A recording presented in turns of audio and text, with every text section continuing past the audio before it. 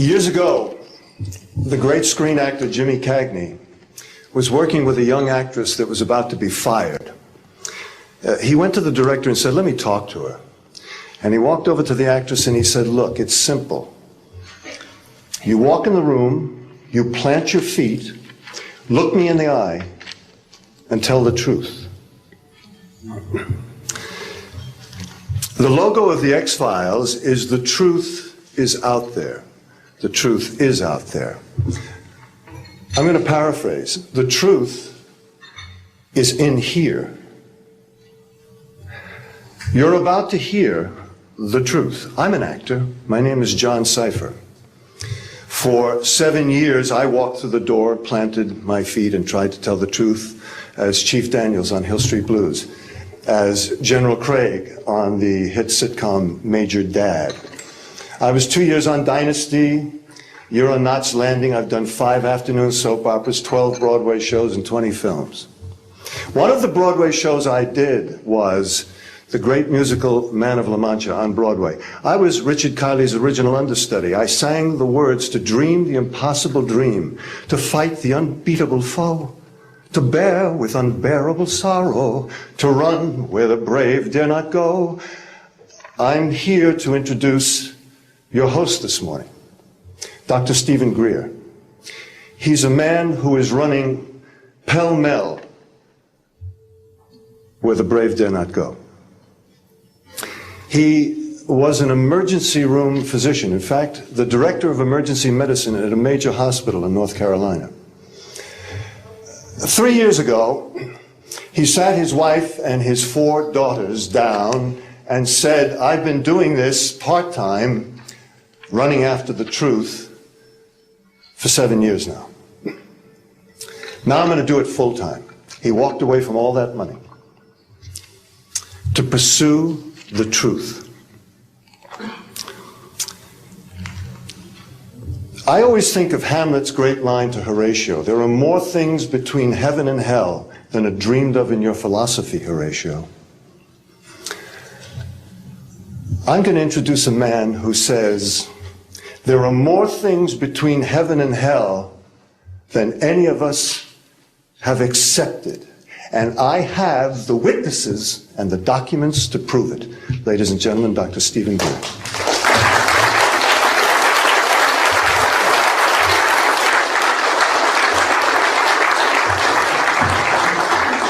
Thank you very much, John. Members of the press, the American public, and people of the world. We are here today to disclose the truth about a subject that has been ridiculed and questioned, denied for at least 50 years. The men and women who are on this stage and the some 350 additional military intelligence witnesses to the so-called UFO matter and extraterrestrial intelligence can prove and will prove that we are not alone. I would like to thank Sarah McClendon, who is with us today, the famed White House correspondent, for her sponsorship of this meeting. Thank you very much, Sarah.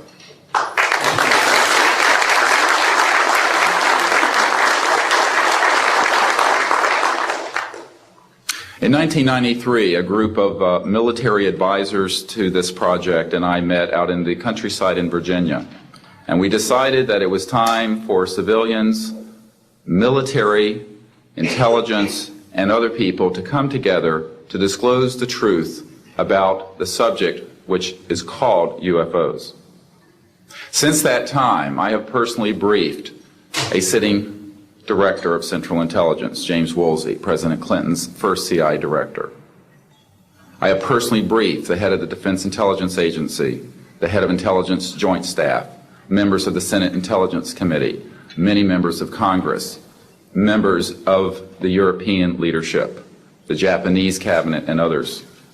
And what I have found is that none of them are surprised that this is true, but they are uniformly horrified that they have not had access to these projects.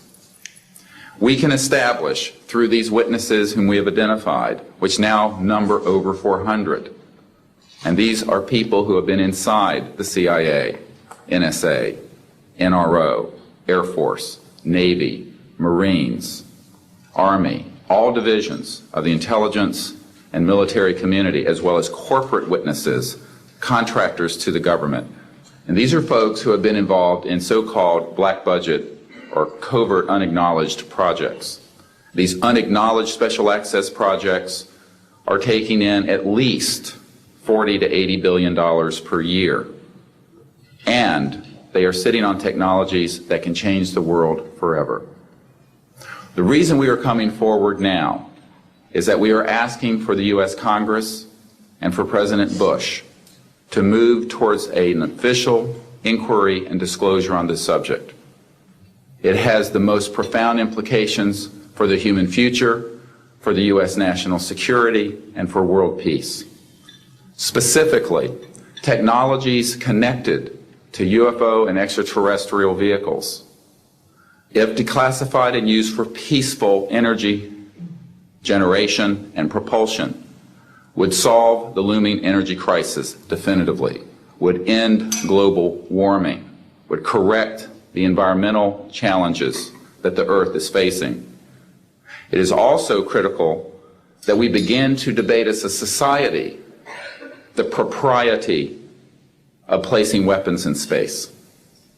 If indeed, as we can prove, it is true that we are not alone and that space is territory which we are sharing with other civilizations, it could be a very imprudent, destabilizing thing to place weapons in space. This is not being debated because it is off the national and international radar screens. It needs to be placed on it, and we are here today to do it. We can establish through this testimony that these objects of extraterrestrial origin have been tracked on radar going thousands of miles per hour, stopping and making right-hand turns, that they use anti-gravity propulsion systems, which we have already figured out how they work in classified projects in the United States, Great Britain, and elsewhere. That these objects have landed on terra firma, at times have been disabled, and have been retrieved specifically by teams within the United States, that extraterrestrial life forms have been retrieved, and their vehicles have been taken and studied thoroughly for at least 50 years. We can prove through the testimony and documents that we will be presenting that this subject has been hidden from members of Congress and at least 2 administrations that we are aware of, presidential administrations, and that the Constitution of the United States has been subverted by the growing power of these classified projects, and that this is a danger to the national security. There is no evidence, I wish to emphasize, that these life forms from elsewhere are hostile towards us.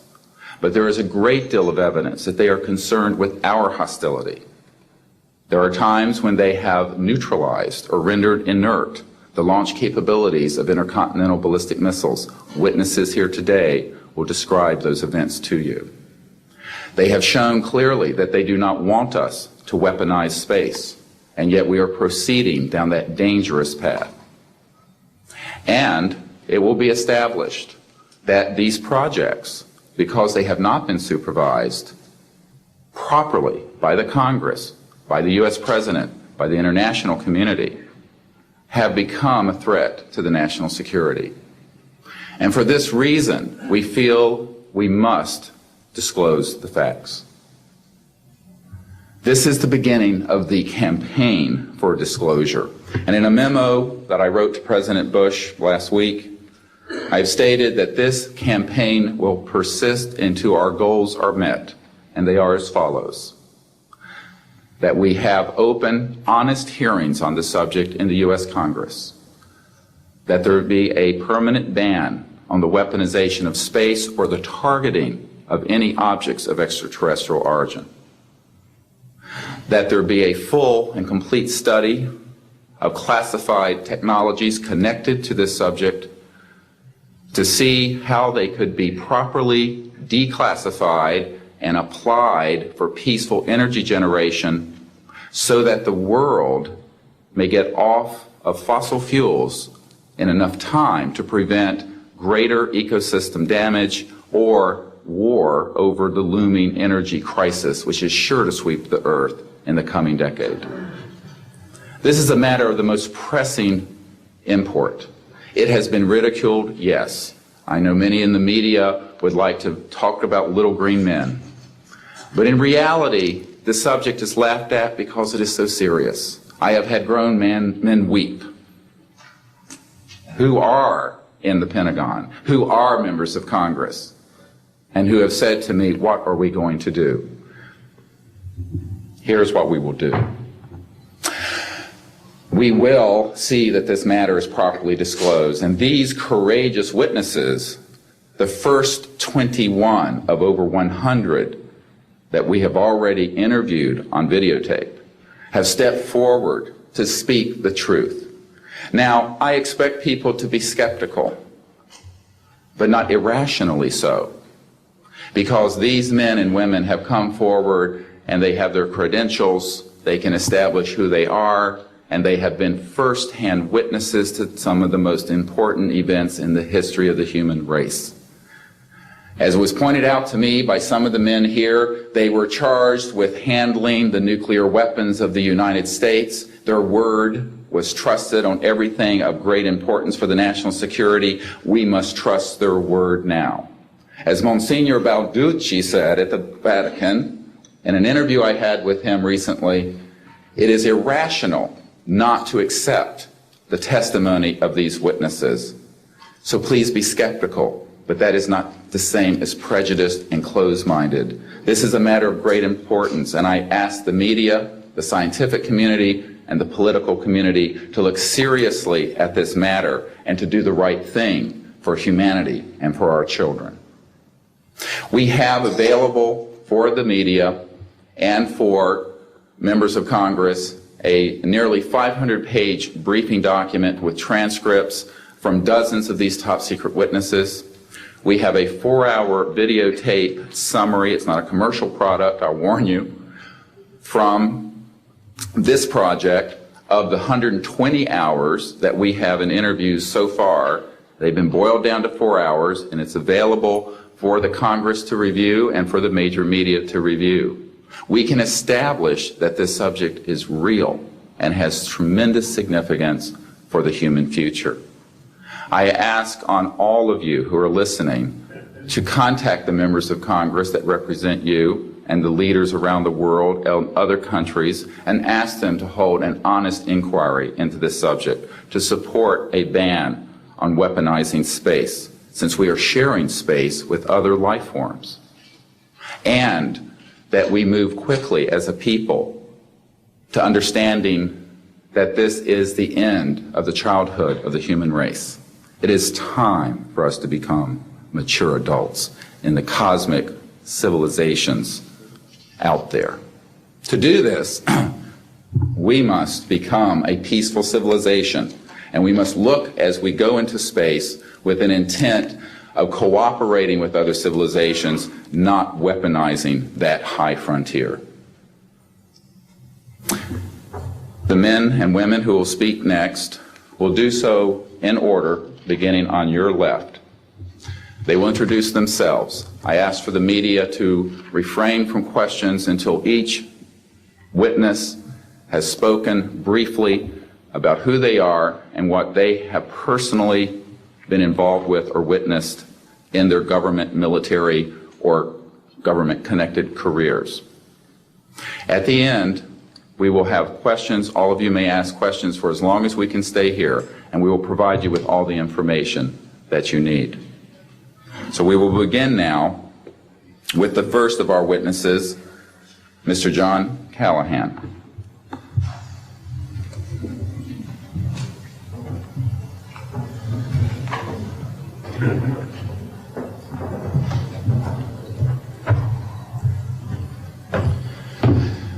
My name is John Callahan. I'm a retired FAA employee. I was the division manager for the Accidents Evaluation and Investigation Division in D.C. About 2 years before I retired, I received a call from Alaska region where the region wanted to know what to tell the media. When I questioned, tell the media what, he says about the UFO and It went downhill from there. What UFO? It turned out I told them what any government employee would do at that time was to tell them it's under investigation. And then I had them send all that data to the FAA's tech center in Atlantic City. The next day, my immediate boss, service director, Javi Safir, and I went to Atlantic City. I had just purchased a new video camera, and I videoed the event. In Atlantic City, we had them play back on a scope, you would call it a scope, a plan view display, PVD, exactly what the pilot seen or what the controller seen, and we tied that in with the voice tape so we could hear exactly what the controller said and what he heard, and we taped it. We came back the next day, briefed the administrator, Admiral Ingen, on what happened. He wanted a 5-minute briefing. After we started the briefing, he wanted to know if he could see the video. We put the video on. He watched the video, the whole video. The next day, he set up a meeting for me to give a dog and pony show to President Reagan's scientific staff and whoever they brought over, and to hand off all that data to them. That morning in the FAA round room, it was either 9 or 10 o'clock, 3 men from Reagan's scientific staff, 3 CIA people, 3 FBI people, and I don't remember who the other guys were, along with all the FAA experts that I brought with me that could decide or talk about the hardware and the software, how it worked. We put on a dog and pony show. We let them watch the video. We had all the data there. We had all the printouts that the computer put out. They got all excited over it. When it was all done, the CIA, one of the CIA men told the people they were now sworn to secrecy, that this meeting never happened and this event never happened. When I asked him why, I thought it was probably just a stealth bomber at the time. He says, well, this is the first time that we have recorded radar data on a UFO, and these guys are going to get all excited, drooling over all this data. I said, well, you're going to tell the public about it? And he says, no, we don't tell the public about this. It would panic the public. He says, we're going to go back and study this. I said, okay. It was what he was going to do. Now, I've told this story many times, and I get sometimes funny looks from people. I have with me the voice tapes of the controllers that were involved, the FAA original tapes. See, after we handed this stuff off to the president's staff, the FAA didn't know what to do with it. We don't separate UFOs from real traffic, so it's not our problem. Okay? I have a copy of the original of the video that we took, which is rather interesting.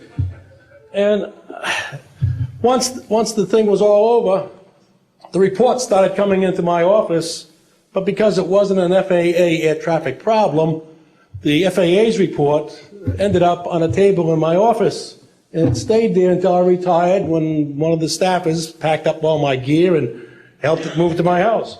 Also, in a box I found just a few days ago, in my 1992 tax return, I have the target printouts from the computer data, which, so if you wanted to or look at every target that was up there at the time, you can now reproduce this from this piece of paper here. And it's called the UFO incident, Japan 1648, I believe the number was, that happened on November the 18th, 1986. I'm prepared to go to Congress, to swear before Congress that everything I've told you people and everything that is here is the truth. Thank you.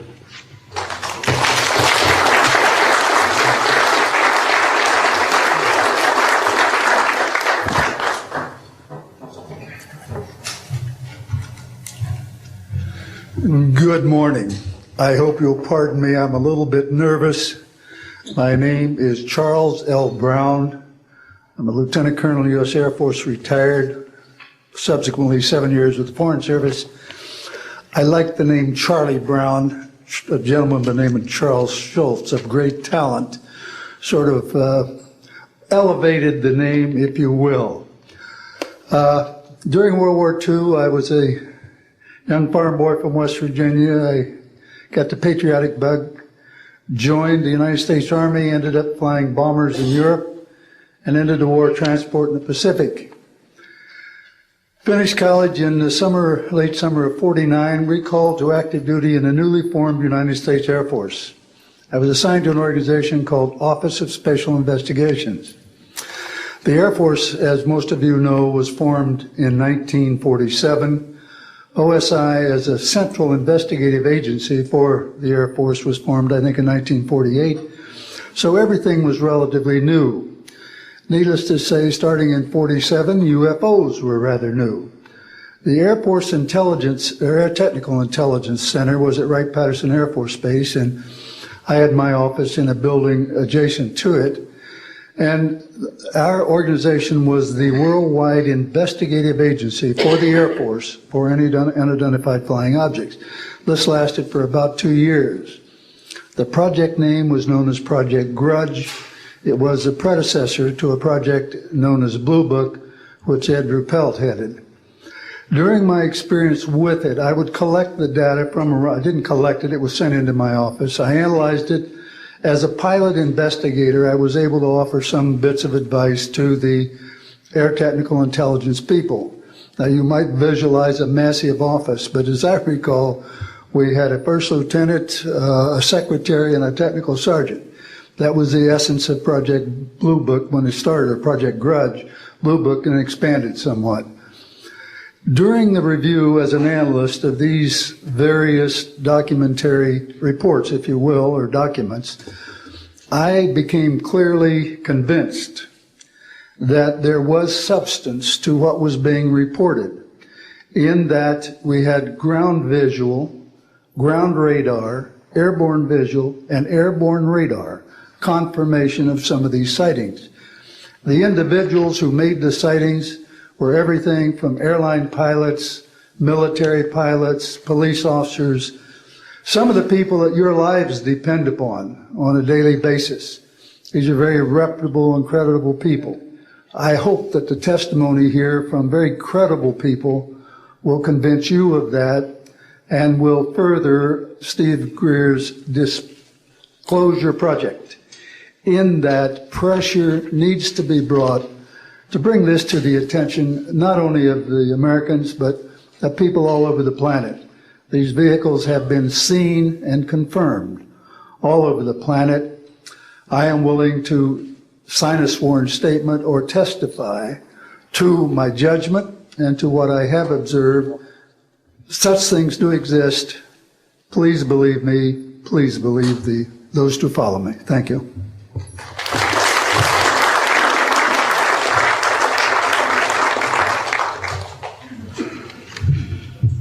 My name is Michael Smith. I was in the Air Force, a sergeant from 1967 to 1973. I was aircraft control and morning operator. While I was assigned to Klamath Falls, Oregon, in early 1970, I arrived at the radar site, and they were watching a UFO on a radar that was hovering at about 80,000 feet. It sat there for about 10 minutes and then slowly descended until it dropped off the radar. It was gone for about 5-10 minutes, and then instantly reappeared at 80,000 feet, stationary. The next sweep of the radar, it was 200 miles away, stationary.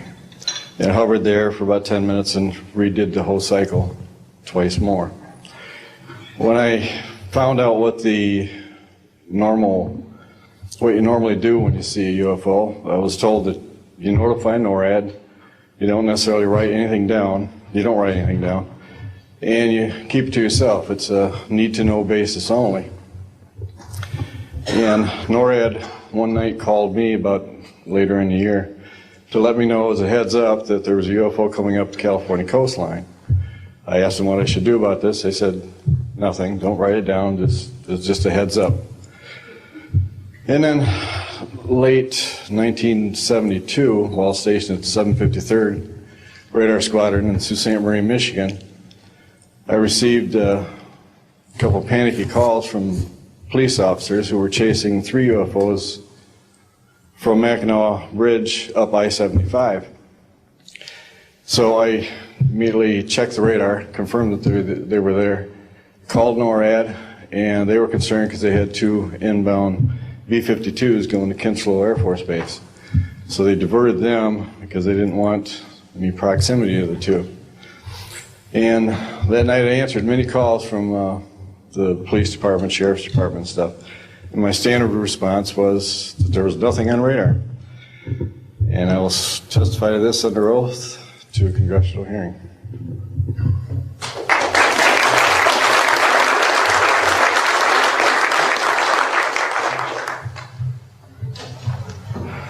Good morning. My name is Enrique Colbeck. I am a traffic controller.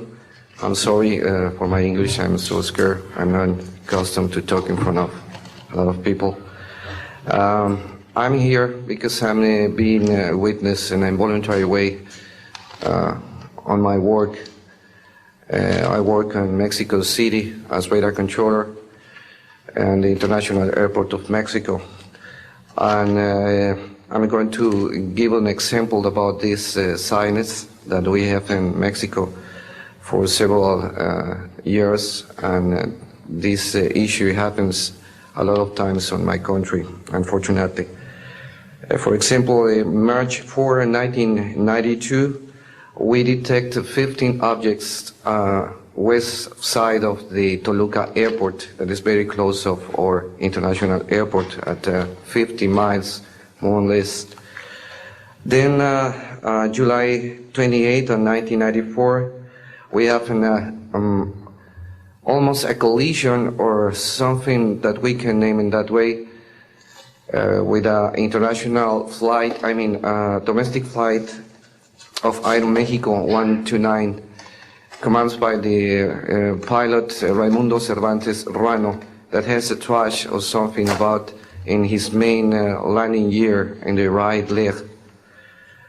That's occurred tonight at 10:30, more or less. Then in the next week, the same year, in the same moment, the Aeromexico Flight 904 has another almost collision that was reported for the pilot Corso, the Capitan Corso, at 11:30 in the morning, and we detect that object on a radar suddenly, just for a moment. Then in the next week we have a lot of sightings reported by the pilots that give us information about the weird traffic or something, brighting lights and different times, and we detect some of them in that week. But in September 15 of 1994, we have a detection about 5 hours, more or less, on a radar and a new equipment that we believe that that equipment was working in not a good way, because it's not human that you have detection by 5 hours of the same object and apparently without movement. Well, we concur with the technical persons of radar in our country that the radar system was working well, and was very exciting, and we surprised when at the next day we received information about a periodist named Jaime Maussan that is studied these cases in Mexico, about that a sighting from a lot of people in the Metepec city. There is another point located southeast of the Toluca airport, about a sighting of the big flying saucer, apparently 50 meters of diameter, then for a lot of people, and that led the trash is something in the ground. Well, next November 24, 1994, we have on service officially our new radar system, and after that moment we have information very exactly about of these sightings at the same time with the pilots and detections. That's why I'm here, because we consider in my country that this is very dangerous. We have a lot of more cases, but I don't want to use more time in this. But it's very important that the people and the world knows these events and consider that could be very dangerous for aeronautical situation, especially in my country. I don't know why in my country that's occur frequently, but the point is that happens, and we consider dangerous, and we have only, unfortunately, one trash, but we don't want to have another more. Thank you very much, and I'm sorry for my English.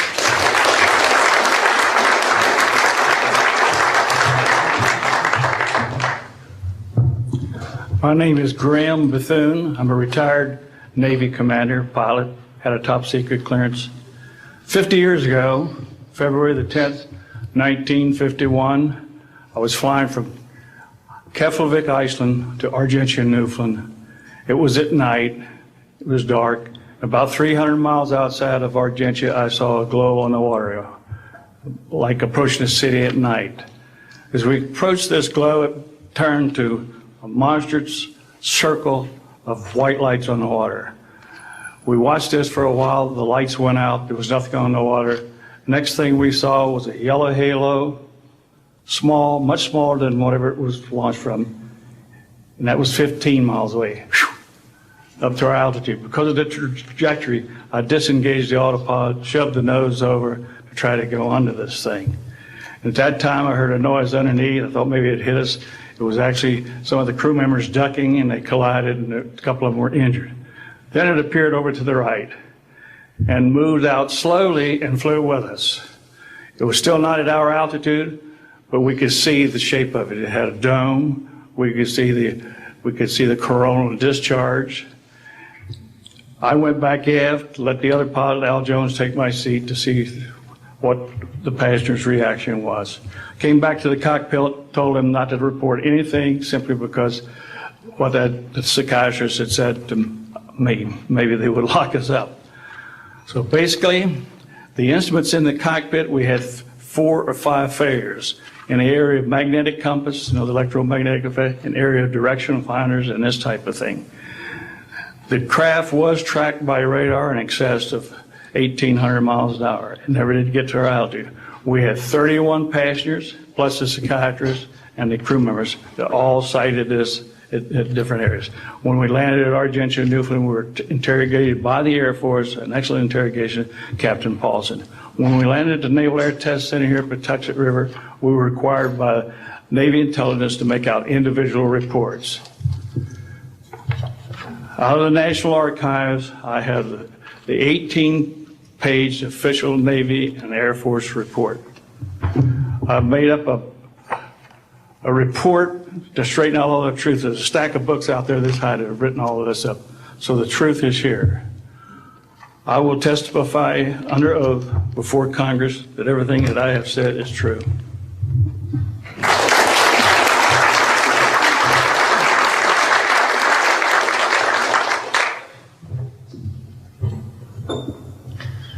My name is Dan Willis.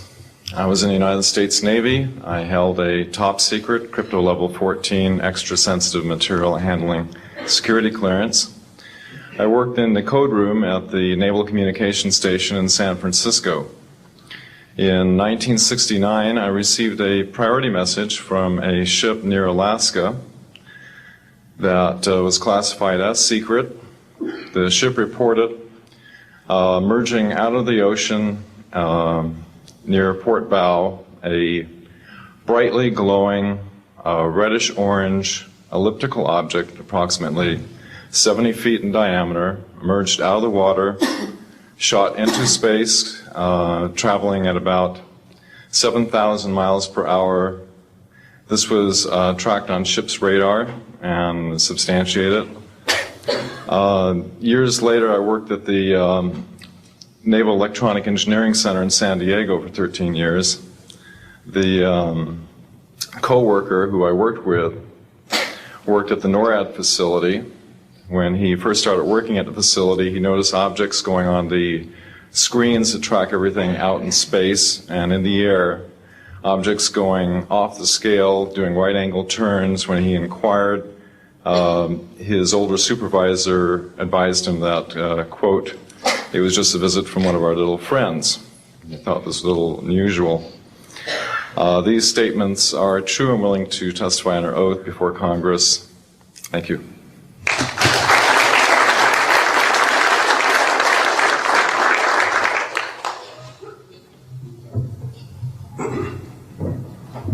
My name is Don Phillips. I was in the United States Air Force and had worked with certain intelligence agencies of the United States government. Prior to my Air Force, prior to joining the Air Force, I worked for the famous Lockheed Skunk Works. And I was working for them when I was attending college, and I worked for them in the capacity as a design engineer. It was one of my proudest moments of my life to work with a man by the name of Kelly Johnson. A lot of you might be familiar with that. It turns out that the models of aircraft that we were building, as you know, were all classified, were in the deep black, and that I came in on the end of the U-2 project. My main project was known later as the SR-71. The SR-71 had a predecessor. It had a special model built for the CIA, and that those models were one passenger, one pilot special aircraft in order to get from one place to another very, very quickly. Now these SR-71s, as we know them, the Blackbird, are the type of aircraft that are still classified in a sense as far as the altitude that it flies at and also the speed records that it holds. I'm very proud to say that this aircraft played a big part in helping to end the Cold War. The aircraft, the predecessor aircraft, there's strong evidence to suggest that perhaps these aircraft had a different role once in the air. Each pilot, and I know a few of them, each pilot had an assignment before they took off, okay? They learned about the assignment immediately prior to takeoff, and there's strong evidence to suggest that there was a dual role in that they were monitoring some type of traffic to and from planet Earth. This can be verified at a later point. I'll jump into my military experience. My first field assignment for the United States Air Force was at Las Vegas Air Force Station.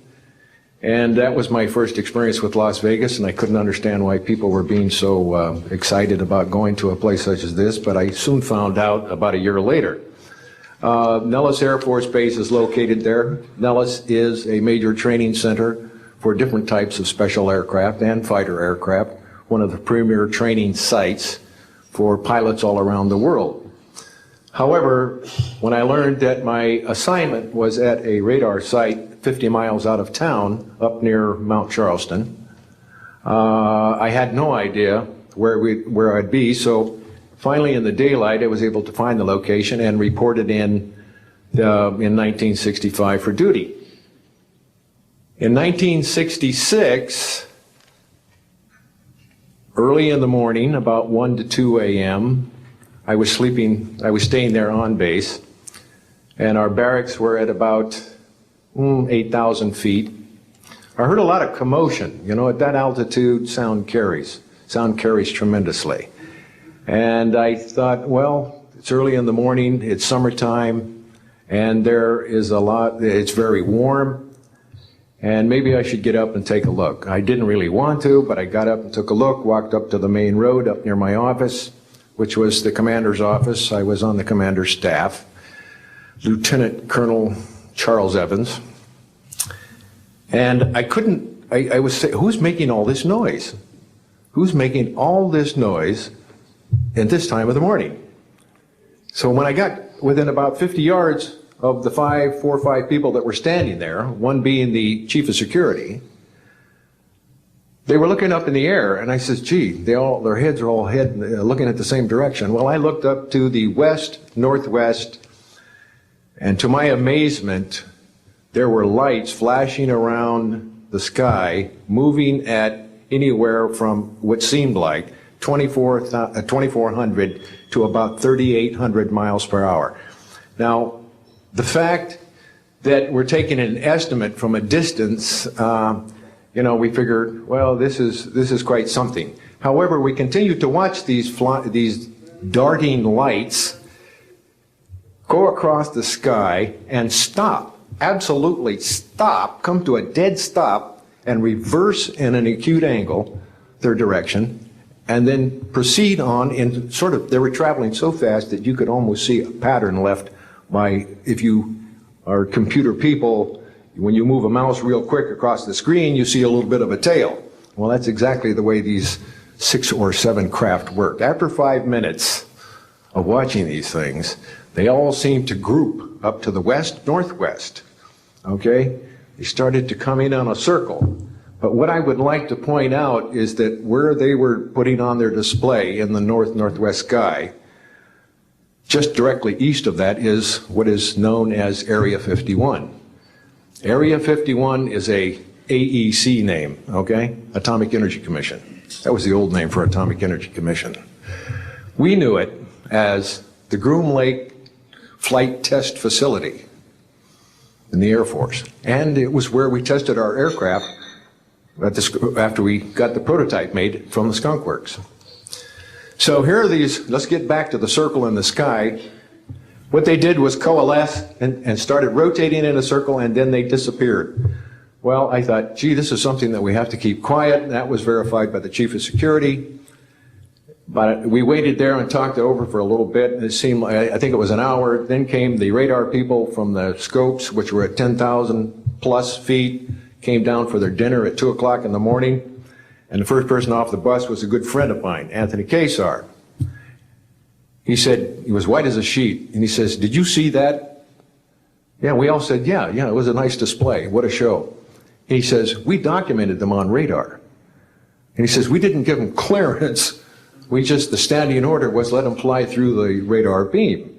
He says, we documented 6 to 7 UFOs. Now, we don't know who was guiding those, but they were certainly intelligent. And we don't know where they landed because they coalesced and disappeared.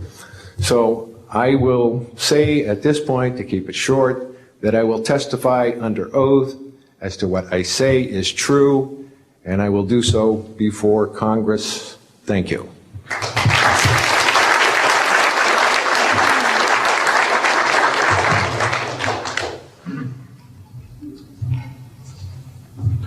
My name is Robert Solis.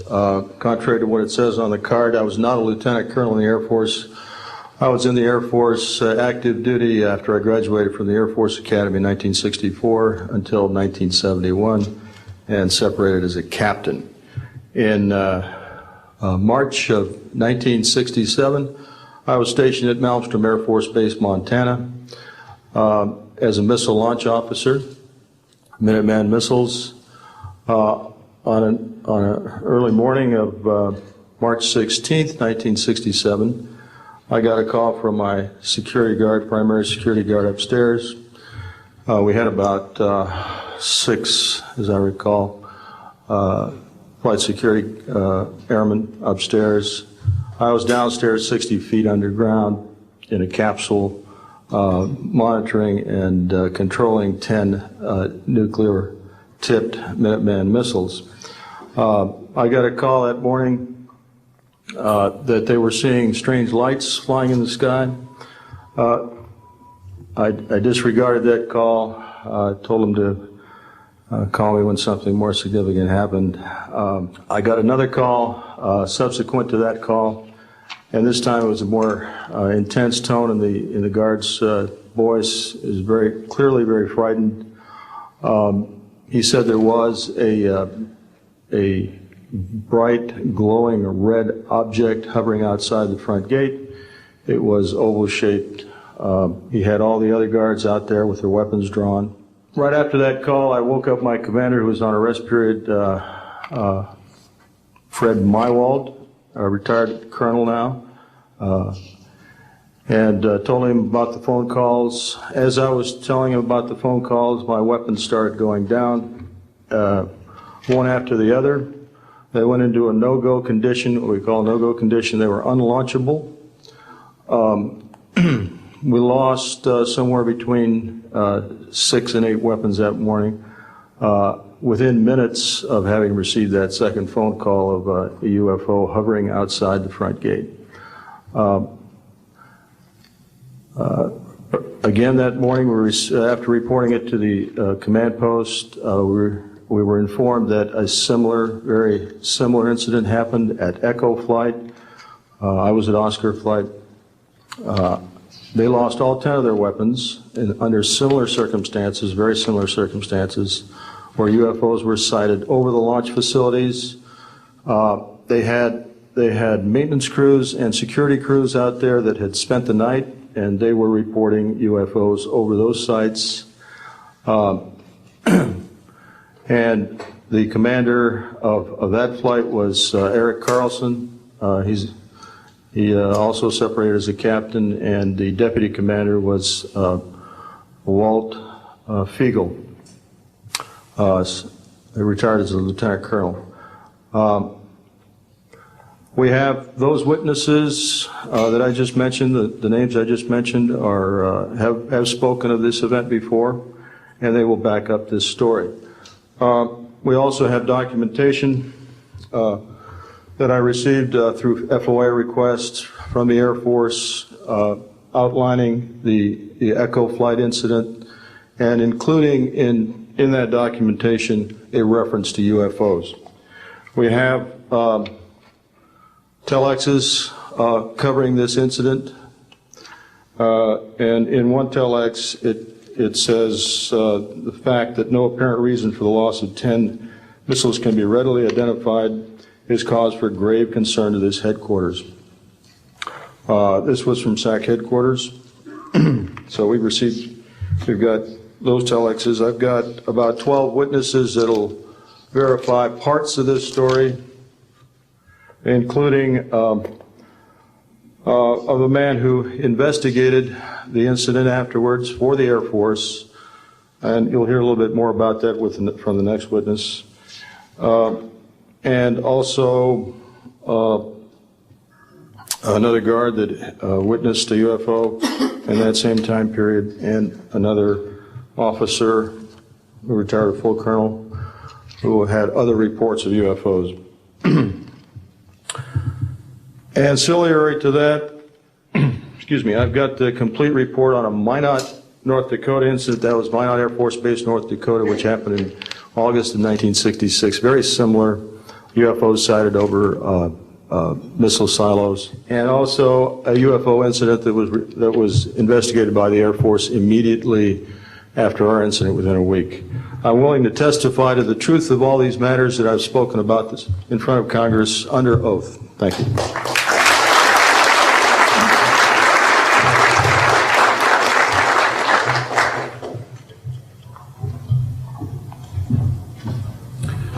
Good morning. My name is Dwayne Arneson. I served 26 years as a communication electronics officer in the U.S. Air Force, all over the world, including Vietnam. I was lucky to be selected to be commander of 3 different units in the Air Force. I held a top secret SCI TK clearance, and for those who know, it is slightly above top secret. I retired in 1986 as a colonel at Wright-Patterson Air Force Base in Ohio. I would like to relate about 3 different experiences, if you will, that relate to UFOs. As a young lieutenant over in Germany, Ramstein Air Base, Germany, back in the early 60s, I was in charge of the cryptographic center. I had a top secret crypto clearance at that time, and I can clearly recall seeing a message that went through my crypto center which said that a UFO had crashed on the island of Spitsbergen, Norway, and the team of scientists were coming to investigate it.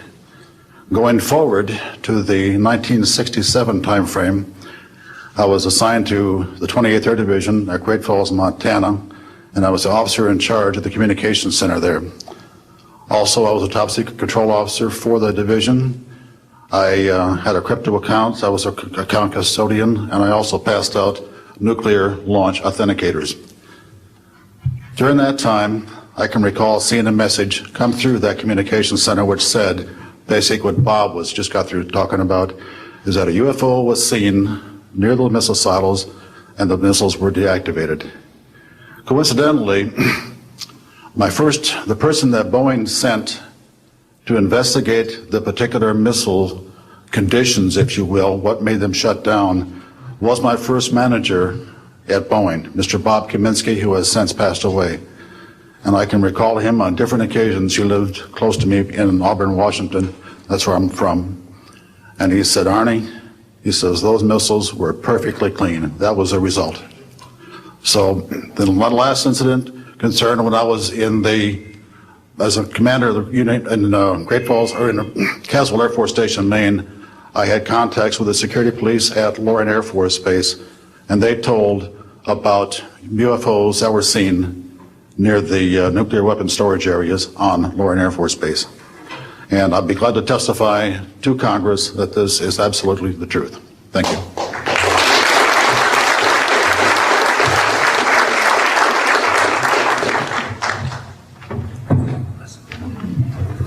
Good morning. My name is Harlan Bentley. During 1957 and 1959, I was a PFC in the United States Army, stationed north of Washington, D.C. on the Nike Ajax missile base close to Albany, Maryland. In May, this month of 1958, about 6 a.m., I heard a noise outside that sounded like a pulsating transformer. I sat up in my bunk, I looked out the window, I saw a craft heading for the ground and crashed. Pieces broke off of that craft, immediately took off again. So there's a lot more to that story, but I've got to speed this up. Now, the next night, I was on radar duty. I get a call from the Gaithersburg missile base. He says, hey, I got 12 to 15 UFOs outside, 50 to 100 feet above me. So I asked him, I said, what does it sound like? He took his head mic off, held it out the van window, and said, here. And the same sound I heard the previous morning, except a lot more of them. So my radar was on standby, so I immediately turned it on and got the blip just outside of the ground clutter. I marked it on my radar screen. And then for a few minutes later, all of a sudden they took off. As they took off, the sweep came around, hit the blip. The second, when it came around, it hit it again. That blip was 2/3 the way off my radar scope. In order to get that far at a constant velocity was 17,000 miles an hour. That was my first incident. 10 years later, by this time I received a Bachelor of Science degree in electrical engineering, and I was working in California. Now, I'm sorry that all I can say is I was somewhere in California working on a classified project that had nothing to do with my experience that I had there. As I was working, and it was like 2 or 3 in the morning, California time, I heard a Houston astronaut communication link, comlink. I didn't pay much attention to it until I heard the word bogey. Of course, my ears picked up immediately. An unidentified flying object of some sort, whether it's a craft, meteorite, or whatever, was on a collision course with that module going to loop around the moon. So basically, I listened for some time, and then I stopped and went back to work. And then I heard, there they go. In the astronaut world, some of you may not know this, there's a term called green turtle. And it used to be, I don't know if it is today or not, but it used to be is you're not allowed to use profanity over the net. And the first person that does that, whoever hears it first and says green turtle, that astronaut's got to buy that man and his entire family a dinner at the most expensive place at Cape Canaveral. Well, to end this real quick, one of them said, damn, they went off, the UFOs took off. He says, damn, that was fast. And somebody yelled, green turtle. And then he said another word, a synonym to crap. And then somebody else yelled, green turtle. And you could see him grit his teeth, because now he had to buy 2 expensive meals. And my particular experience, I will testify before Congress if necessary. and explain exactly what happened. Thank you.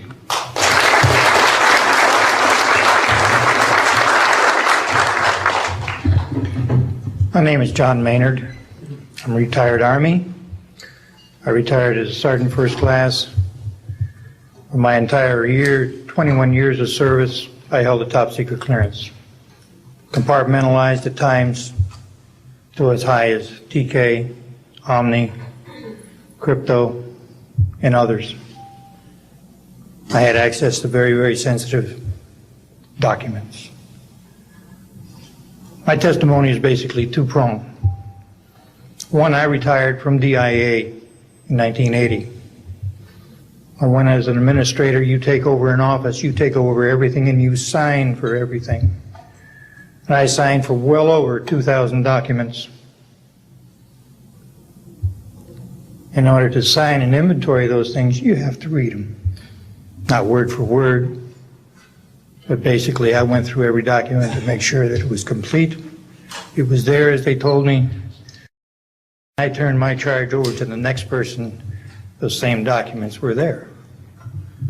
So I got quite a good knowledge of what was going on in those documents, and believe me, there are many, many different references to UFOs.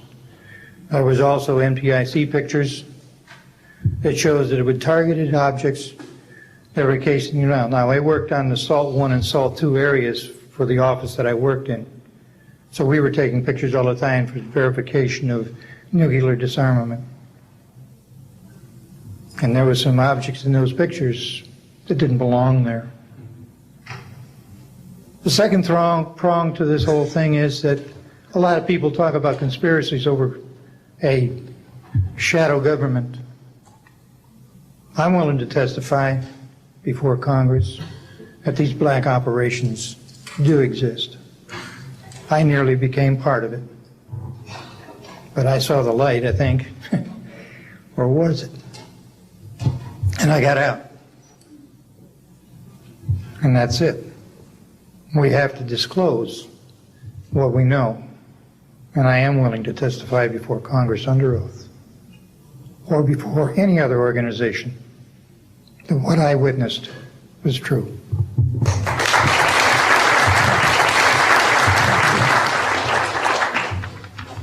Good morning. My name is Carl Wolf, and I was a precision electronics photographic repairman with a top secret crypto clearance in the United States Air Force. I was stationed at Langley Air Force Base in Virginia. In 1965, in mid-1965, I was loaned to the Lunar Orbiter Project at NASA on Langley Field. Dr. Colley was in charge of that project. They had problems with a piece of electronic equipment that was bottlenecking their production of photographs. I went to the facility, and when I walked into the facility, there were scientists from all over the world. I was stunned, actually, to see people at a NASA project from all over the world. It didn't make any sense to me initially. I was taken into the laboratory where the equipment was malfunctioning. I couldn't repair it in the dark. I asked to have it removed. A Airman Second Class was in the dark room at that time. I was also an Airman Second Class. I was interested in how the whole process functioned, how the data got from the lunar orbiter to the laboratory. I asked the young man if he'd describe the process to me. He did. About 30 minutes into the process, he said to me, in a very distressed way, by the way, we've discovered a base on the backside of the moon. And then he proceeded to put photographs down in front of me, and clearly in these photographs were structures, mushroom-shaped buildings, spherical buildings, and towers. And at that point, I was very concerned because I knew we were working on compartmentalized security. He had breached security, and I was actually frightened at that moment. And I did not question him any further. And a few moments later, someone did come into the room. I worked there for 3 more days, and I remember going home and naively thinking, I can't wait to hear about this on the evening news. And here it is, more than 30 years later, and I hope we hear about it tonight. And I will testify under oath before Congress that what I'm saying is the truth.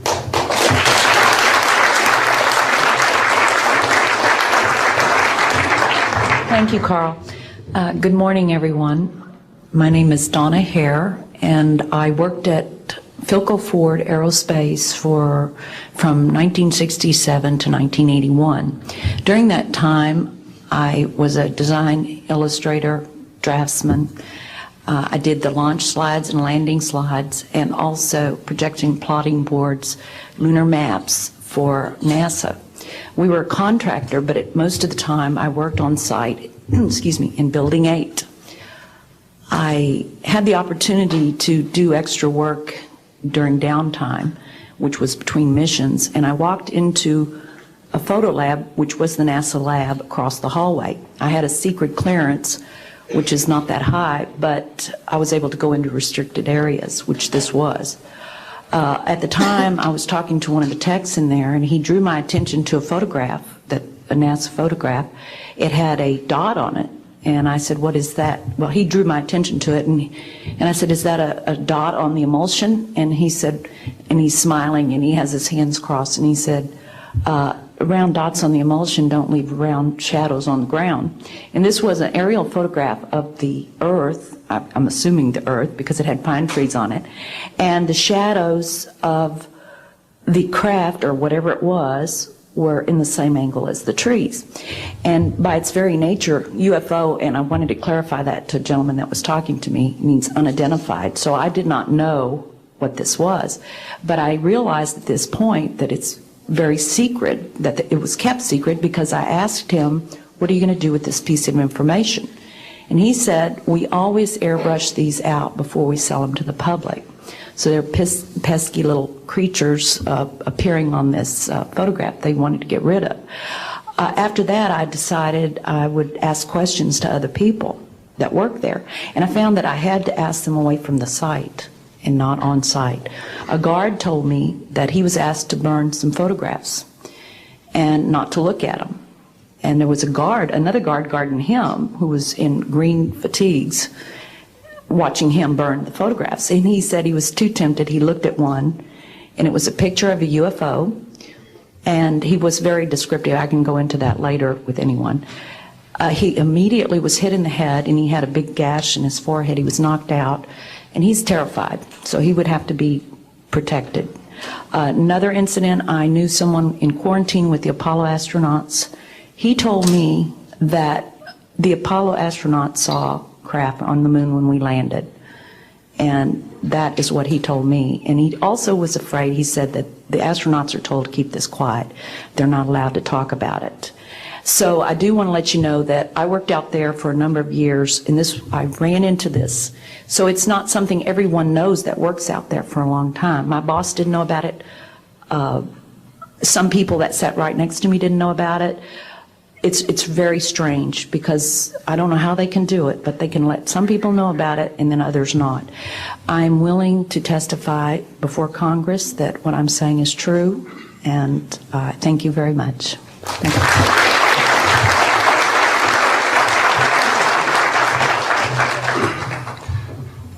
Good morning, ladies and gentlemen, and members of the press. My name is Larry Warren. 20 years ago, in 1980, I was a security specialist assigned to RAF Bentwaters, Woodbridge, NATO Air Force facilities in Suffolk, East Anglia. I had a secret security clearance. I guarded our backline nuclear weapons that were stored there at the time, without the knowledge of the people of Great Britain. I went through a portion of a 3-night UFO event where objects made incursions over our WSA, fired pencil-thin beams of light into them, and adversely affected the ordnance, possibly. These objects were on the ground on 2 different nights. Potentially there was another life form seen. This is an unpopular truth. These events were of extreme defense significance to not only Her Majesty's government, but this government as well, and they are still shrouded in secrecy. They are very complex, they are very vast. This is more about a human rights issue than just a UFO issue. 20 years ago, this room would be empty. I see a turn in history. This is history in motion, but unfortunately it's history with the security classification. I would be more than honored to swear under oath that I experienced what I did, I saw what I saw, These events produced not only, after numerous denials by this government, a memo by Lieutenant Colonel Charles Holt, our deputy base commander, which reads like science fiction. It also produced, years later, an on-site audio tape he made as these objects performed their feats and did what they did and violated airspace. These events are of extreme defense significance. I hope my brothers in arms that went through these events will be given immunity at some point and be able to join us here. It is an honor to share the stage with all of these people. And I think for all of our children, my son Dennis, God bless you, son, we can change the world. You're heroes for being here also, and I will testify in front of Congress if asked to. God bless. Thank you.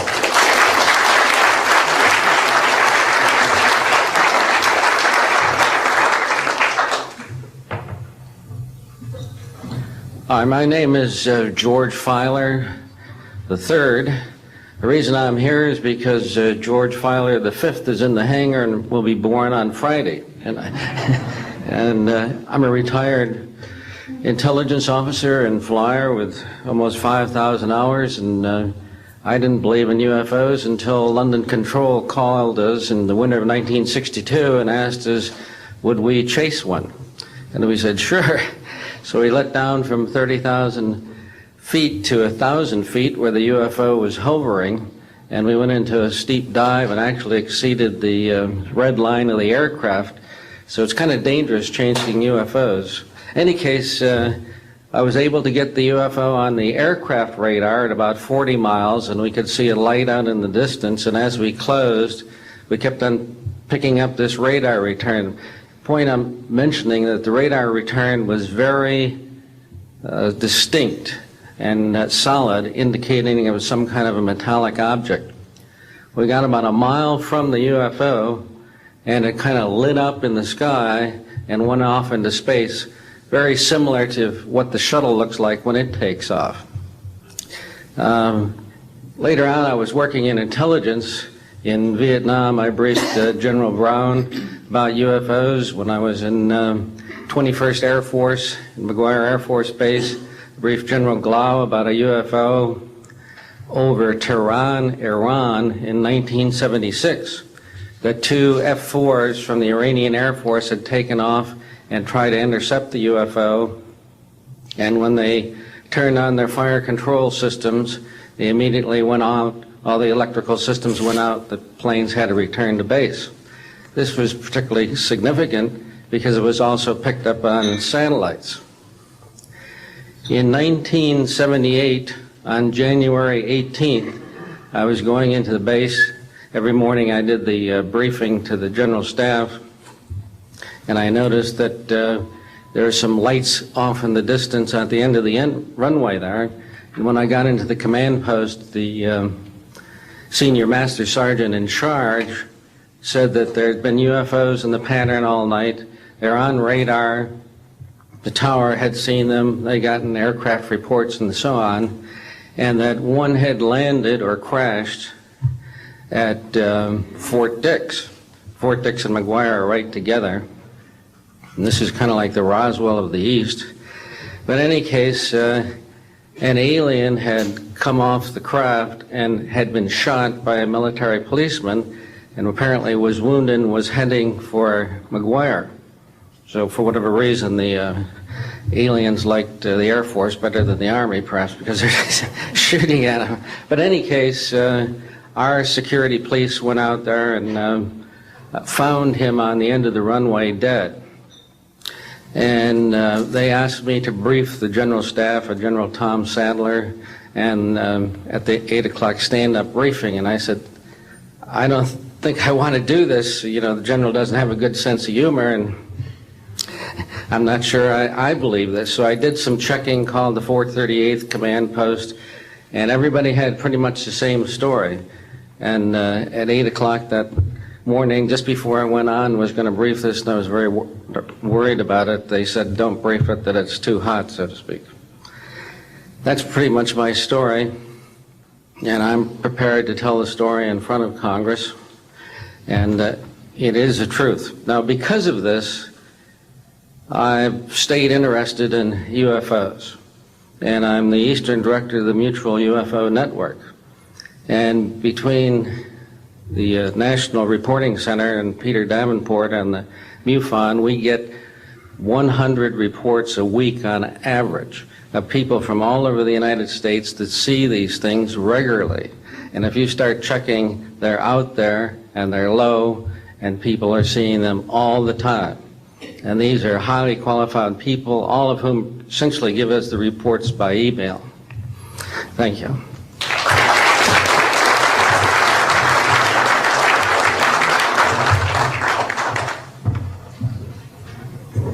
Morning, ladies and gentlemen. My name's Clifford Stone. I was a Sergeant First Class, United States Army. I had a secret clearance with nuclear surety. I could get the clearance that I needed to do whatever it was that was necessary for me to do at the time on special operations when I was called in on those. What I'm referring to here is that I was involved in situations where we actually did recoveries of crashed saucers, for lack of a better term, debris thereof. There were bodies that were involved with some of these crashes, also some were alive. While we were doing all this, we were telling the American public there was nothing to it. We were telling the world there was nothing to it. I'd like to go into detail on some of the cases, about the nuts and bolts cases right here, but I will be available if you have any questions concerning my involvement in this. You can talk to Dr. Greer to arrange for me to get to talk to you. But the whole situation is, we've set back, we've told the American people that there's no such thing as UFOs. I've been involved where we have recovered these objects. We know them to be of extraterrestrials. In 1969, I had an event that happened to me while I was stationed at Fort Lee, Virginia. We went to Indiantown Gap, Pennsylvania. That would be my first exposure to any time that we would be recovering an unidentified flying object. When we went there, we already had people that was already in the facility. We were a backup team, which was supposed to be NBC because there was supposed to be some nuclear materials that was on board this craft.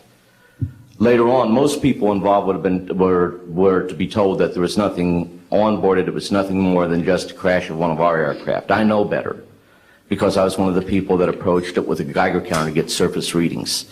I was the first person to go ahead and see that there were bodies on it. That would be the first of approximately 12 events. UFO crashes are not events that take place every day. They're rare. I know we're not alone in the universe.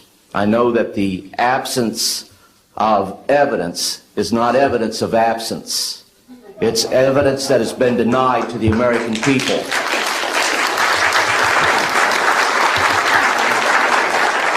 I stand before you today in my almighty God, and I tell you this. If Congress calls me in and says, will you testify in detail what you know, I stand here today prepared and ready to do just that.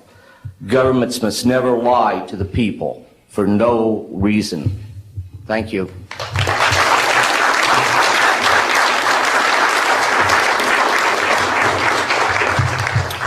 Good morning. My name is Mark McCandlish, and for the last 21 years, I have worked as a conceptual artist for a variety of defense contractors.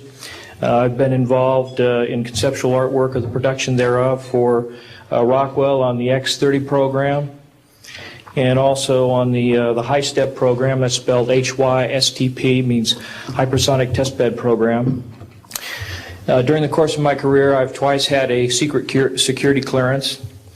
In 1967, while my father was stationed at Westover Air Force Base, the headquarters for 8th Air Force Strategic Air Command, I witnessed and watched through a telescope a UFO which hovered over a nuclear weapons storage facility for approximately 10 minutes and then departed with an acceleration approaching a bullet leaving a rifle barrel. In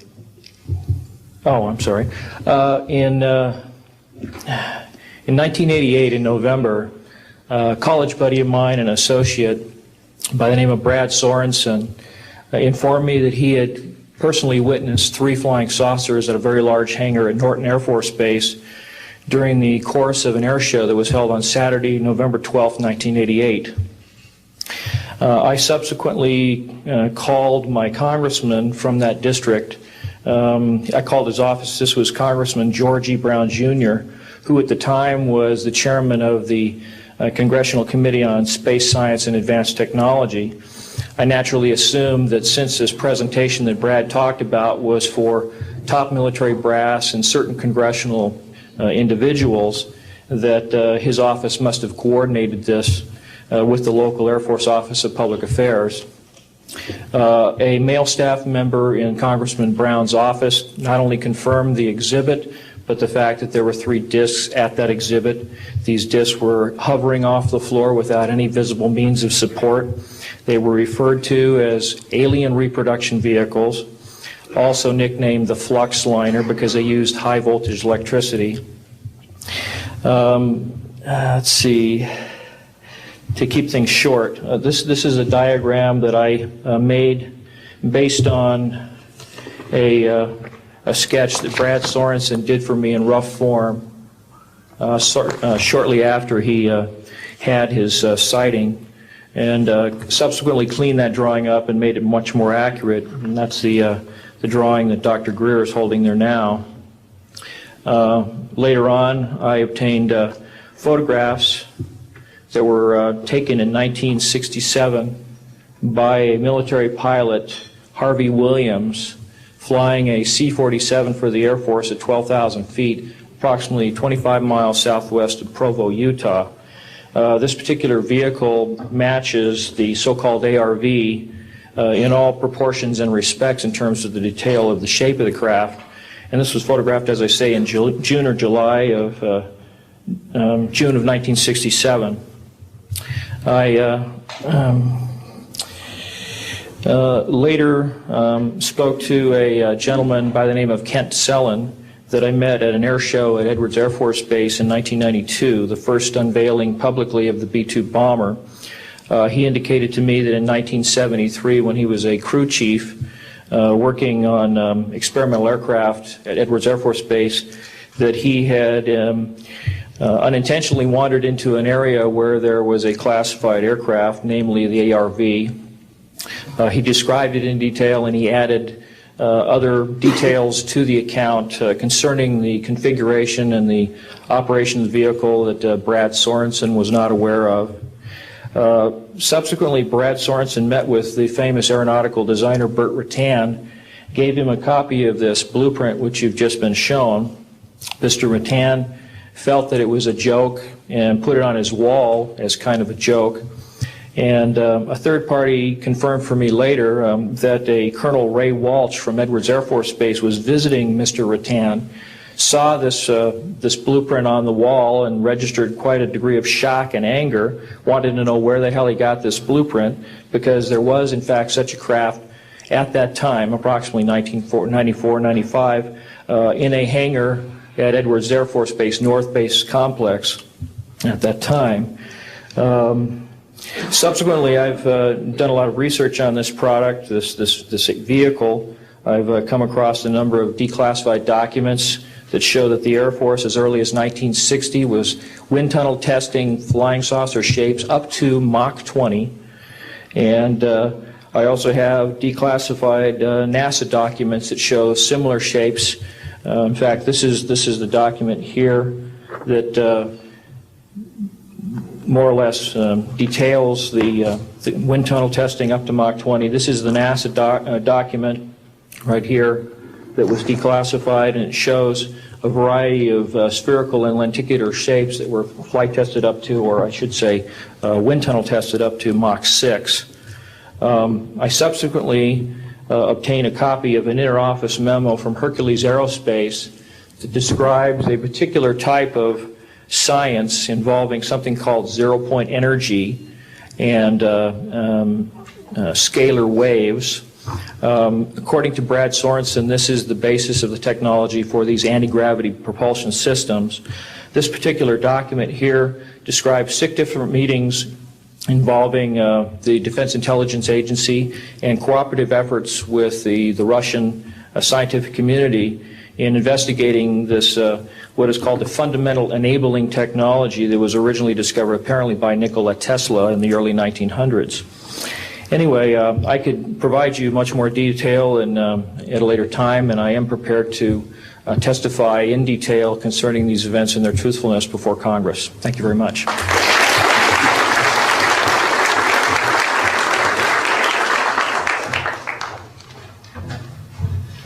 Good morning. My name is Daniel Sheehan. I'm an attorney and serving as general counsel to the Disclosure Project. I'm a 1967 graduate of Harvard College in American Government Studies and Constitutional Law, and a graduate of Harvard Law School. And I served as general counsel and one of the co-counsel for the New York Times in the Pentagon Papers case, and was involved in briefing and arguing the case in front of the United States Supreme Court, giving permission to the New York Times to publish the classified documents, the 47 volumes of the Pentagon Papers. Subsequent to that time, I served as special counsel to the office of F. Lee Bailey as one of the trial counsels when we represented James McCord in the Watergate burglary, and got Mr. McCord to write the letter to Judge Sirica to reveal the Watergate burglars' relationship to the plumbers unit in the White House at that time. Subsequent to my service in that case, I went back to Harvard to the Divinity School to study Judeo-Christian social ethics and public policy.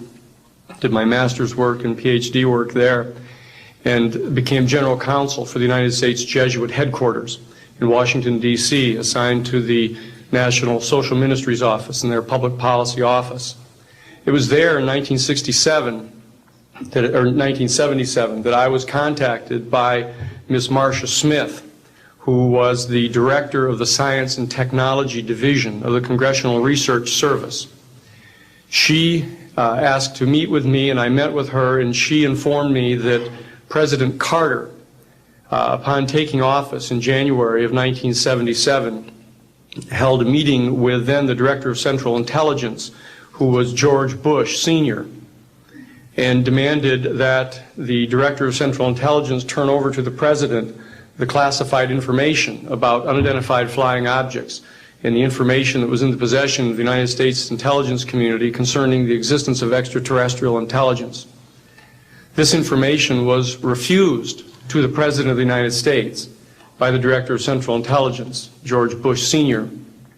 The Director insisted that the President, in order to have access to this information, needed to have clearance to contact the Congressional Research Service, to contact the United States House of Representatives Science and Technology Division, to have them undertake a process to declassify this information, because the DCI suspected that the President was preparing to reveal this information to the American public.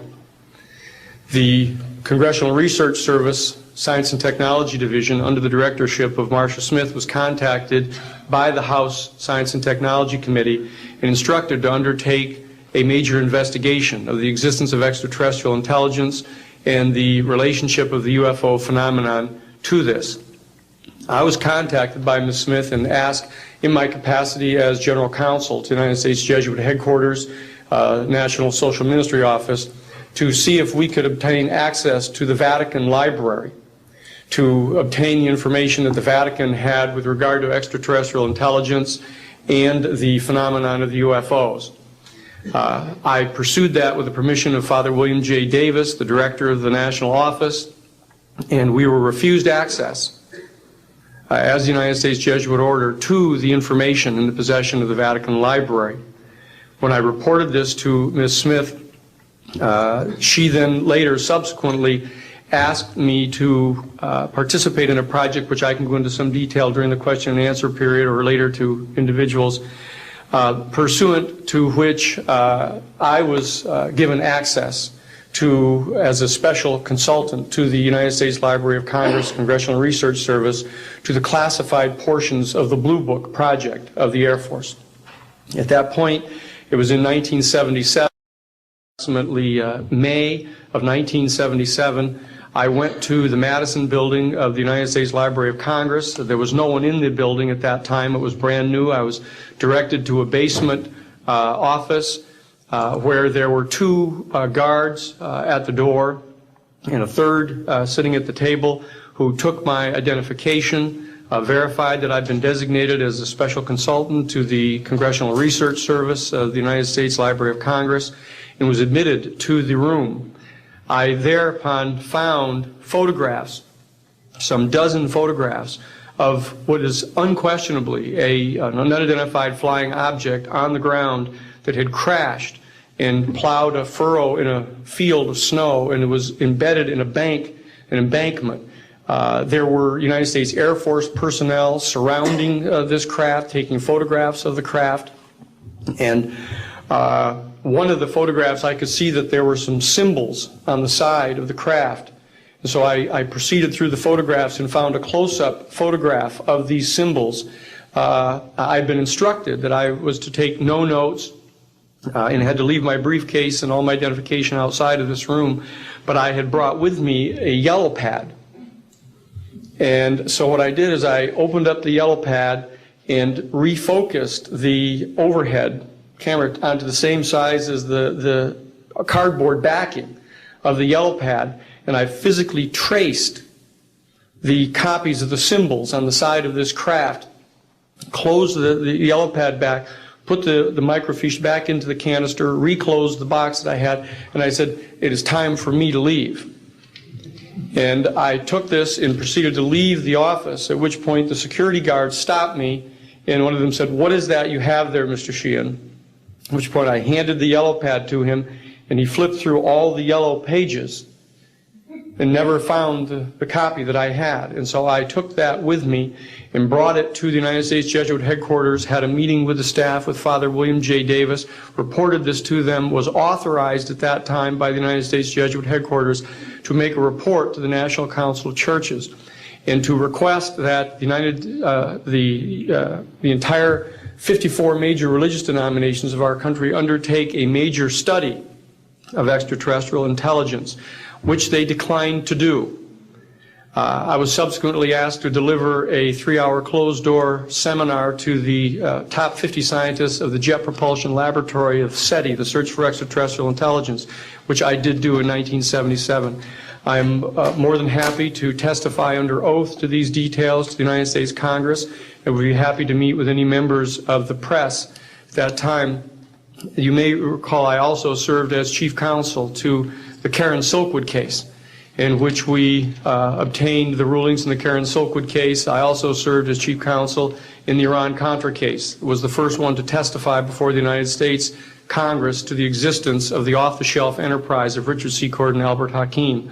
I'll be more than happy to share the details of what I believe to be the relationship between this off-the-shelf enterprise and the secret government, which is concealing this information from the American public.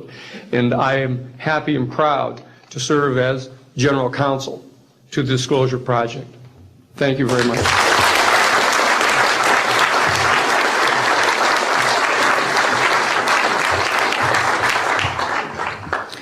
Good morning. My name is Carol Rosen. In 1974, after being a 6th grade school teacher, I was introduced to the late Dr. Wernher von Braun in the U.S., the father of rocketry. In my first meeting with him, during that first 3.5 hours, he said to me, Carol, you will stop the weaponization of space. And I said, teachers don't stop until June. He said, no, you have to understand, this is February. And we have to prevent the weaponization of space because there is a lie being told to everyone that the weaponization of space is now first being based upon the evil empire, the Russians. There are many enemies, he said, against whom we're going to build this space-based weapon system, the first of whom was the Russians, which was existing at that time. Then there would be terrorists. Then there would be third world countries. Now we call them rogue nations or nations of concern. Then there would be asteroids. And then he would repeat to me over and over, and the last card would be the extraterrestrial threat. Well, at the time, I kind of laughed when he said asteroids, and when he said extraterrestrials, I knew I wasn't going to deal with that subject. And now we hear on the news just today, this week, that they've slid in another enemy. Only this time we're going to protect our satellites. In other words, we have to have some reason to spend these trillions, to waste these dollars on a space-based weapon system, and they're all lies. This is a system, he told me, that would never protect anyone. Even back then, he talked about suitcase bombs. He talked about chemical, viral, bacterial, biological warfare. that these space-based weapons would never protect us against. And then he told me that, in fact, if you travel around the world, which I did after he died in 1977, I met with people in over 100 countries who were friends. They didn't want to build space-based weapons. I became a space and missile defense consultant, and I worked with people around the world. I became an advisor to the People's Republic of China. They don't want to build a space-based weapon system. And he told me back then that they didn't. He said, go to Russia. They're considered to be the enemy. I got on a plane by myself. When I got to Russia, I had a list of people that I had read out of the newspaper. Chernenko was in office then. He was the only one I didn't get a chance to meet. They introduced me to everyone when I got there. And when I got back, I said, oh my Lord, this man is telling the truth. There is no threat. And I've been waiting until this day for 27 years, and I'm expecting the spin to happen, because he also explained to me that as a military strategist, as a person who worked on the MX missile, which I did later, he said, you will find that there is going to be a spin to find some enemy against whom we have to build space-based weapons. And now we should expect the spin, because he said part of the formula for the intelligence community is if they might have a weapon, then we have to consider that they do have these weapons. So now they do have these weapons, so now we have to build these weapon systems. And that's the formula, except that it's all based on a lie. And we have witnesses here today that have shown you that these extraterrestrial beings, that these craft that have come here are now not UFOs, they're identified flying objects, and we know that they have beings in them.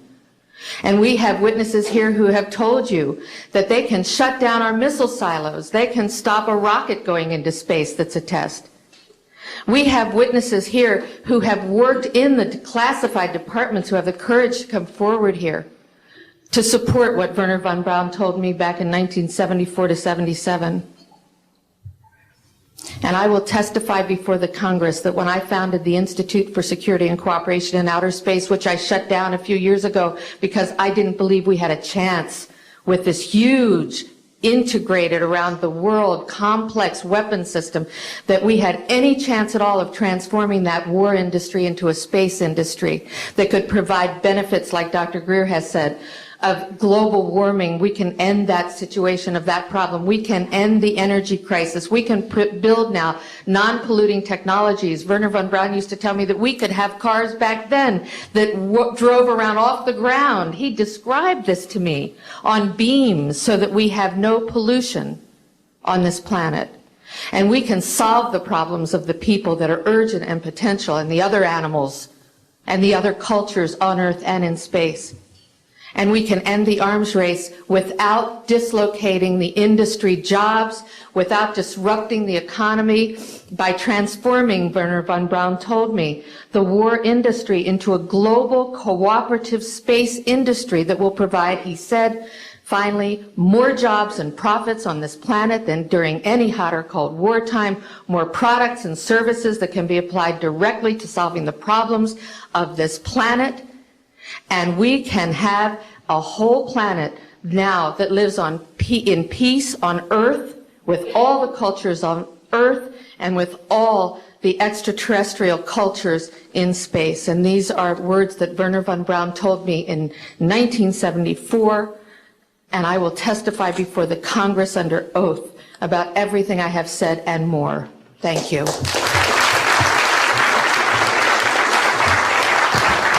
Thank you very much.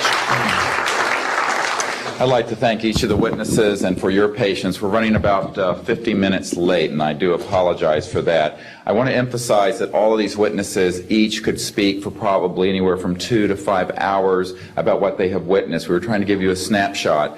We have another 400 of these witnesses. I have carried this burden for 8 years. I'm now giving it to you, the American people and the people of the world, to take it forward. What I'd like to do now is open the audience for questions from the media. You may address them to me or to an individual witness as you deem appropriate. Yes, ma'am.